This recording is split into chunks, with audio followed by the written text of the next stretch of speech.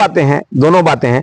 तो ईसाई भी भारत को नुकसान पहुंचाना चाहते हैं, ये भी भारत को नुकसान पहुंचाना चाह रहा है। भारतीय जनता पार्टी का जो दोहरा चरित्र आया वो बड़ा दुखद है।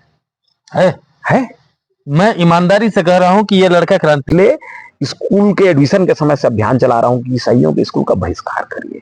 ईसाई की नहीं, हम भारत की जाति प्रथा को नहीं मानते, भारत में जाति प्रथा छुआछूत होता है, हम जाति प्रथा को नहीं मानते, ऐसा हल्ला करेंगे।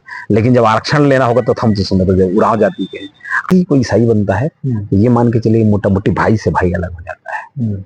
हम तो राजनीतिक क्षेत्र के लोग छोटा सा काम करते हैं और पेपरों में मीडिया में चलाते हैं, ये लोग साइलेंट पहले राजनीतिक होगी क्रांतिकारी हुआ, पहले ये क्लियर कर। साइलेंट किलर हैं ये लोग। राजनीति में क्यों आए आप और भारतीय जनता पार्टी को ही क्यों चुना आपने? देखिए नमस्कार, मैं हूं अमित। आज के हमारे मेहमान हैं भाजयुमो के प्रदेश अध्यक्ष छत्तीसगढ़ के रवि भगत जी। बहुत बहुत स्वागत है सर आपका। नमस्कार रवि भगत जी, सबसे पहली बात मैं आपको अगर कहना चाहूं आपसे, भारतीय जनता पार्टी के जितने नेता हैं या भारतीय जनता पार्टी को मैं जितना समझता हूं, कुछ ऐसे नेता हैं जिनकी विरोधी भी उनकी प्रशंसा करते हैं, जिसमें एक अटल बिहारी वाजपेयी जी, फिर नितिन गडकरी जी हैं, तीसरा नाम अभी रवि भगत का आ रहा है। विरोधी भी आपकी प्रशंसा कर रहे हैं। आपकी राजनीति की जो धार है इसको किस शान पर तेज किए हो आप, ये बता दो पहले मेरे को। ये राजनीति का मतलब किस हिसाब की आप राजनीति कर रहे हो कि विरोधी भी आपकी प्रशंसा कर रहे हैं? सबसे पहले तो आपके दर्शकों को मैं नमस्कार जोहार राम राम करूंगा और सबसे आग्रह करूंगा कि आप जो एक चौथे स्तंभ का कार्य कर रहे हैं इसमें आपके सहयोगी बने, सहभागी बने और आपके चैनल और आपके सोशल मीडिया के काम को आगे बढ़ाने में सहयोग करें। और मैं आपकी बातों को थोड़ा काटते हुए, ऐसे अटल जी के बताए मार्गों पर भारतीय जनता पार्टी नहीं पूरा देश चलने का प्रयास कर रहा है और प्रयास हम भी करते हैं कि राजनीतिक क्षेत्र में है तो अटल जी हम सबके आदर्श हैं। और वर्तमान समय में गडकरी जी का काम, उनका काम बोलता है, इसलिए उनके लाइन पे मैं खड़े होने के कहीं काबिल नहीं हूँ। बाकी बचपन से एक स्वभाव है कि कुछ बातें हैं जो अपने क्षेत्र के लिए, अपने समाज के लिए भले की बात हो तो मैं वहां बोलता हूँ। उसके परिणाम की चिंता बहुत नहीं रहती। परिणाम की चिंता में कई बार मुझे लगता है कि दो राहे पे खड़े हो, मतदार में खड़े होके सोचने से अच्छा किसी की रास्ते पे चल पड़ो। हो सकता है उससे रास्ता सही होगा, गलत होगा, उसके लाभ हानि दोनों हो सकते हैं। इस हिसाब से मुझे उचित कई बार लगता है, उन चीजों को मैं कर देता हूं और ये इतना ही है। नहीं, अटल जी की बड़ी प्यारी सी लाइन थी कि पार्टियां बनती बिगड़ती रहेंगी, सरकारें आती जाती रहेंगी, देश रहना चाहिए। तो देश हित में जो भी बोलना है, जो करना है वो करना चाहिए। तो आपके जो अभी कुछ दिन पहले का जो घटनाक्रम था, मैं उसके आधार पर, मैं उस पर जाना नहीं चाह रहा हूं तत्काल, लेकिन मैं उस बातों को आधार मानकर मैंने इस बात को, अटल जी की मैं तुलना नहीं किया, मैंने एक उदाहरण बतौर बताया आपको। उनसे अब वर्तमान परिप्रेक्ष्य का के किसी भी कार्यकर्ता की तुलना हो ही नहीं सकती, नहीं हो सकती, वो संभव ही नहीं है। बाकी अच्छा, राजनीति में क्यों आए आप और भारतीय जनता पार्टी को ही क्यों चुना आपने? देखिए, मैं राजनीति में क्यों आया इसका सवाल मैं खुद से भी कभी करता हूं तो नहीं समझ में आता। बहुत ज्यादा नौकरी करने की कोई इच्छा नहीं थी और बचपन में भी कुछ विषयों को लेकर गांव में कुछ घटनाएं घटी जिनका विरोध करना मेरे स्वभाव में रहा। और मैं नेहरू युवा केंद्र पे काम करता था और ना काम करने के साथ साथ उस समय मुझे पता चला एक पेपर के माध्यम से कि अखिल भारतीय विद्यार्थी परिषद का कुछ अधिवेशन अभ्यास वर्ग होना है। उसमें गया और विद्यार्थी परिषद से जुड़ा। विद्यार्थी परिषद से जुड़ने के बाद देश की कई परिस्थितियों को समझने का अवसर मिला। उन परिस्थितियों में बचपन का जो संस्कार है, जो पालन हुआ है, उस परिस्थिति से हिंदुत्व का भाव मन में जगा। और जब हिंदुत्व के भाव में काम करने लगे तो एक समझ में आया कि वर्तमान समय भारतीय संस्कृति सभ्यता की बात करना या उनके संरक्षण को करना या आगे बढ़ाना, इन बातों को अगर कोई लेकर काम करता है तो भारतीय जनता पार्टी। विकास का काम तो लगभग अलग अलग परिस्थितियों में अलग अलग होते रहते हैं, लेकिन मूल जो है सड़क पुल पुलिया बनने का काम होते रहेगा। लेकिन हमारी संस्कृति जो मूल है, भारत की जो बात है, उस बात को कौन करता है? उसमें मुझे लगा कि भारतीय जनता पार्टी है। मुझे लगता है कि इस राजनीतिक संगठन से जुड़ना चाहिए और छात्र राजनीति के समय विद्यार्थी परिषद से जुड़े थे तो भाव था और विचारधाराएं मिलती है। जब विद्यार्थी परिषद से निकल के व्यक्ति कोई उद्योग क्षेत्र में जाता है, कोई नौकरी में जाता है, और कुछ जिन्हें को लगता है कि राजनीति में मुझे आना चाहिए, राजनीति में जाता है। और लेकिन विचारधारा कहीं ना कहीं विद्यार्थी परिषद के कार्यकर्ता होने के नाते भारतीय जनता पार्टी की विचारधारा से हम प्रेरित हुए। और उसमें आपकी ये बात महत्वपूर्ण इसलिए हो जाती है क्योंकि आप जसपुर के रहने वाले हैं और जसपुर में धर्मांतरण एक बड़ा मुद्दा है। कि मैं आपके चैनल के माध्यम से बताऊंगा, मैं उसी समाज से आता हूं। नहीं, मैं इसीलिए ये सवाल किया क्योंकि धर्मांतरण एक बड़ा मुद्दा है, तो सबसे पहली बात। दूसरी बात, ऐसा क्या घटनाक्रम हुआ कि आपको लगा कि अब हमारा जो, जैसे मैं अभी कल एक नेताजी का इंटरव्यू किया, हमारे पूर्व गृह मंत्री का, वो भी धर्मांतरण को बड़ा गंभीर मान रहे हैं, बोल रहे ये गुलाम बनाने का एक सुनियोजित षड्यंत्र बता रहे हैं। आपके साथ ऐसी क्या घटना हुई थी कि आपको लगा कि यार इस स्थिति में हम बर्बाद हो जाएंगे और हमको अब अपने धर्म के लिए, अपने धर्म के प्रति काम करना है? देखिए, धर्मांतरण का विषय बहुत व्यापक हो चुका है। मतलब अभी के परिस्थिति में धर्मांतरण के लिए काम करना, हम तो राजनीतिक क्षेत्र के लोग छोटा सा काम करते हैं और पेपरों में, मीडिया में चलाते हैं। ये लोग साइलेंट पहले राजनीतिक हो कि क्रांतिकारी हुआ, पहले ये क्लियर कर। साइलेंट किलर हैं। हाँ। ये लोग इतने साइलेंट से काम करते हैं, इतने साइलेंट से काम करते हैं ना, कि ये लोग आज इनके काम को समझ पाना मुश्किल है। हाँ। और आज धर्मांतरण के कारण मैं आपको एक ऐसी घटना बताता हूँ कि ये मेरा घर है, यही मैं बैठा हूँ, बगल में मेरे बड़े पिताजी के लड़के का घर है। मैं इसमें, हमारा दरवाजा खुला रहता था, कभी आए जाए, लेकिन उन्होंने हमारी भतीजी को क्रिश्चियन घर में दे दिया। इतने ही बात के लिए आज उनसे हमारा संबंध खत्म हो गया। मतलब जैसे ही कोई ईसाई बनता है, तो ये मान के चलिए मोटा मोटी भाई से भाई अलग हो जाता है। इसलिए मुझे लगता है कि, और उसके बाद जो अमेरिका का, रोम का होगा, वो ईसाई जितना भारतीय संस्कृति की बुराई नहीं करता है, नए नए जो लोग बनते हैं वो संस्कृति की बुराई करना चालू कर देते हैं। और ईसाइयों का मैं विरोधी नहीं हूं, मैं तो बिरसा मुंडा को मानने वाला हूं। और बिरसा मुंडा जी, हम तो बहुत बड़े हुए उसके बाद धर्मांतरण हमको समझ में आया। बिरसा मुंडा जी को मुश्किल से 7वीं पढ़ते थे, उस समय समझ में आया।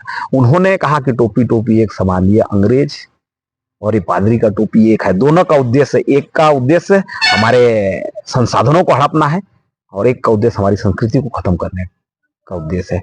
ये बिरसा मुंडा जी का है। आजकल लोग इस बात को समझते नहीं है। वो बिरसा मुंडा जी और जयपाल मुंडा को एक मानते हैं। जयपाल मुंडा बहुत हॉकी चैंपियन था, ईसाइयों के स्कूल में पढ़ा लिखा और अपने जीवन को विदेश में आराम से जी रहा था। लेकिन जब भारतीय संविधान बनने की बात आई, तो जयपाल मुंडा जी को प्रोजेक्ट किया गया यहाँ कि आदिवासियों के मसीहा है। लेकिन बात तो ये कहती कि एक व्यक्ति जो उनके संसाधनों को त्याग कर धर्मांतरण के विरुद्ध खड़ा हुआ, अपने समाज का जागरण करने के लिए खड़ा हुआ, एक व्यक्ति उनके संसाधनों में पला बढ़ा और एक आराम की जिंदगी जी रहा था। लेकिन जब भारतीय संविधान में बात आई कि आदिवासी कौन, तो उसमें गुमराह करने के लिए इन ईसाइयों ने उनको सामने रखा और ये कहा कि आदिवासियों का तो कोई धर्म नहीं होता, ये प्रकृतिवादी हैं। तो कई बार मैं समझता हूं कि प्रकृतिवादी हैं जब कहते हैं, तो क्या जो हिंदू समाज नदियों की पूजा करता है तो प्रकृति नहीं है क्या? जो बरगद और पीपल की पूजा करता है तो वो प्रकृति नहीं है क्या? जब खेती करते समय भारत का हर व्यक्ति, मुझे नहीं पता विदेश में क्या होता है, लेकिन भारत का हर वो किसान धरती माता को पहले प्रणाम करता है, उसके वंदना करता है, पूजा करता है, तब खेती करता है। तो ये प्रकृति नहीं है क्या? लेकिन डिवाइड करने के लिए लोग कहते हैं नहीं, हम ही प्रकृति पूजक है, हम ही प्रकृति पूजक है। तो यहाँ से मतलब कि धर्मांतरण का विषय इतना व्यापक है, इतना बड़ा, इस पे बहस हो, लेकिन इसका अंत भी होगा। तो वो है, वर्तमान समय एक बड़ा आंदोलन चल रहा है, डीलिस्टिंग। जिस दिन इनको भारतीय संविधान के अनुसार जो लाभ मिलता है, उस लाभ से इनको बाहर कर दिया जाएगा, इनको लिस्ट से बाहर कर देंगे, उस दिन इनका समस्या खत्म हो जाएगा। ये लोग बड़े चालाक लोग हैं। ये लोग तो कहते हैं कि नहीं, हम भारत की जाति प्रथा को नहीं मानते, भारत में जाति प्रथा छुआछूत होता है, हम जाति प्रथा को नहीं मानते, ऐसा हल्ला करेंगे। लेकिन जब आरक्षण लेना होगा तो हम तो सुने तो उराव जाति के। आपको हिंदू, क्योंकि हिंदू मान्यताओं में जाति प्रथा है और भारतीय संविधान जाति के आधार पर ही आरक्षण देता है। अभी एक घटना हुई थी दुर्ग में, नन्न वाला केस, उस पर ये लोग शुरू में तो क्या हल्ला करने लगे कि अल्पसंख्यकों के साथ अन्याय हो रहा है। तो मैंने पूछा, ईसाई में, जसपुर में कौन सा अल्पसंख्यक है भाई? तो अल्पसंख्यक ईसाई हो क्या? ये लोग आंदोलन कर रहे हैं जसपुर में। बड़ा हंसी आता है कि आप पहले क्या हो ये क्लियर बता दो। समुद्र में कहते हैं वो एक मछली रहती है, सांप के साथ दिखना रहता है तो सांप वाला मुंडी दिखा देता है, मछली के साथ दिखाया तो पूछी, तो इनका ऐसी हालत है। इसलिए मुझे लगता है कि प्रत्येक भारतवासी को, मैं नहीं कहूंगा कि सिर्फ इस देश की जनजाति आदिवासी को ही नहीं, भारत के प्रत्येक वासी को बिरसा मुंडा जी के पद चिन्हों पर चलना होगा। आज दुर्ग में ही एक घटना घटी, एक तीसरी की बच्ची को राधे राधे बोलने पर उसके मुंह में टेप चिपका दिया गया। मैं पिछले स्कूल के एडमिशन के समय से अभियान चला रहा हूं कि ईसाइयों के स्कूल का बहिष्कार करिए, ईसाइयों के स्कूल को छोड़िए, अपने बच्चे को निकालिए। अगर ये बात लोगों को समझ में आ गई होती तो तीसरी की बच्ची के साथ वो टेप चिपकाने वाला और मार पीट करने वाली घटना ही होती। इनके स्कूल का बहिष्कार करिए, लोग सीधे हो जाएंगे। धर्मांतरण की प्रमुख वजह क्या है आपके हिसाब से? देखिए, समय काल परिस्थिति के कारण कुछ उपेक्षाएं हुई होगी, कुछ उस समय कुछ प्रताड़नाएं भी हुई होगी, क्योंकि समय हर समय एक जैसा रहता नहीं। तो उसका इन्होंने एक सेवा का माध्यम बनाया। बिल्कुल इन्होंने जो काम किया, उस काम की आप जब आकलन करेंगे तो उस समय बिहार जंगल में स्कूल खोल देना, हॉस्पिटल खोलना बड़ा पवित्र काम था।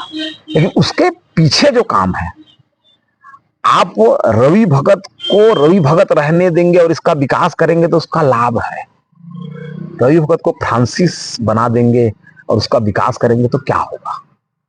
इन्होंने ऐसा एक गरीबी का कहेंगे या अज्ञानता का कहेंगे, उसका लाभ लेके उस समय धर्मांतरण का बड़ा षड्यंत्र चला। और आज की परिस्थिति में ऐसा है कि मैं गांव में रहता हूं, किसी व्यक्ति को रवि भगत के वर्चस्व से पीड़ा है तो अपना वर्चस्व बनाना चाहता है, तो अरे यार रवि भगत का वर्चस्व हिंदू समाज के काम करने में, हिंदू होने में है, तो मैं इसके पीछे चलूंगा तो मेरा वर्चस्व होगा नहीं, चलो भाई इसके लिए कुछ और मार्ग है तो वहां अपना लें। तो फिर वो मास्टरों के फादरों के ये में षड्यंत्र में फंस के कहीं ना कहीं उनके चंगुल में चला जाता है। दुर्ग का जो नन वाला मामला जिसका अभी आप जिक्र किए, उसमें तो भारतीय जनता पार्टी का भी दोहरा चरित्र सामने आया, कैसे उसको डिफाइन करेंगे आप? देखिए, भारतीय जनता पार्टी का जो दोहरा चरित्र आया वो बड़ा दुखद है। मैं ईमानदारी से कह रहा हूं कि ये लड़का क्रांति आप लाओगे। नहीं, देखिए, मतलब इतनी ईमानदारी से है, इस बात को स्वीकार रहे हो ना आप? बड़ा दुखद है। अब वो किन परिस्थितियों में है, उन परिस्थितियों को मैं यहाँ से बैठ के आकलन नहीं कर सकता, वो अलग चीज है, ठीक है। लेकिन जहां हमारे मुख्यमंत्री, गृह मंत्री जिस बात को कह रहे हैं और वहीं एक प्रदेश के प्रमुख भारतीय जनता पार्टी के जिम्मेदार लोग आके उनका बचाव कर रहे हैं, ऐसे तो कई केस हुए। कई लोग, हो सकता है कि केरल के कोई व्यक्ति और कुछ व्यक्तियों को यहाँ गिरफ्तार करके जेल में डाला हो गया होगा, उस समय क्यों कोई नहीं आया? इन्हीं को बचाने के लिए स्पेशल ताकत लगता है। ये ताकत कौन है, इस ताकत के पीछे कौन खड़े हैं, इस पे भी बड़ा चिंतन करने की आवश्यकता है।